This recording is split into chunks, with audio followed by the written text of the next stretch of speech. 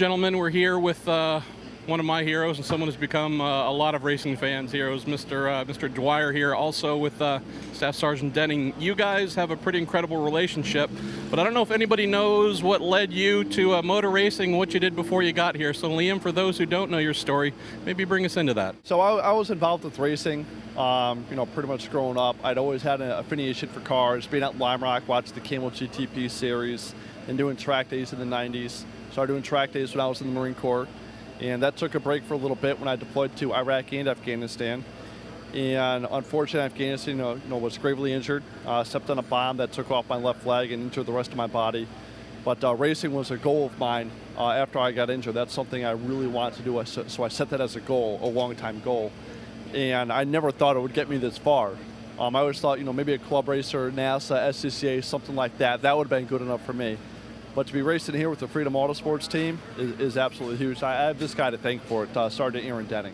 Speaking of funny ways to build friendships, you guys became incredibly close through a very unfortunate circumstance. Tell us about that. We're doing a large clearing operation in a very volatile region of our AO in conjunction with the Afghan National Army, and Staff Sergeant Dwyer and myself, we were both sergeants at the time. We were both part of the same unit.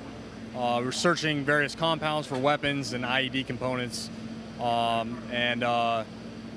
Sergeant Dwyer stepped on an IED inside of a building that we were searching. I was actually just outside of it, and myself, my corpsman, Doc Raymond, and a couple other Marines were the first responders to treat both Liam, and there's 4 other Marines in that room that were wounded as well. I've heard that of the few things you're told to do when tending to someone in a dire situation like that, keeping them talking is important. I heard of certain football allegiances, you might have thrown a few distracting items at him during that stage.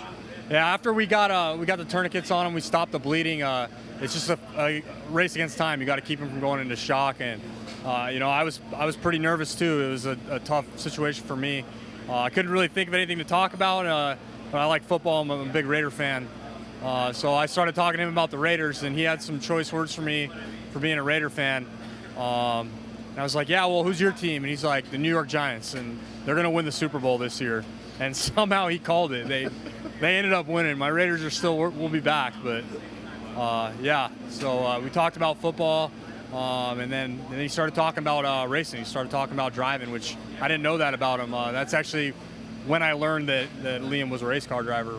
Started talking to me about his desire to get home and race again out there. Liam, you're used to being here with the fairly close-knit group that you go racing with. What's it like having your brother here with you, be able to see what you do in a different uniform? Surreal, I guess, would be the right word to use for that.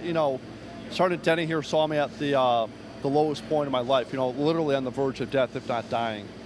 And to make the recovery from there to doing something that some people just even dream about doing is huge. But then to have him here, to have him see the success that I'm having with this, doing your ultimate dream job, and you're doing really good at it. I really have this guy to thank for it. And to have him here with me this weekend, Mazda's home track, driving the Mazda MX-5 is really huge for me in Mazda as well. And I can't thank Mazda enough for bringing Aaron and his girlfriend along this weekend.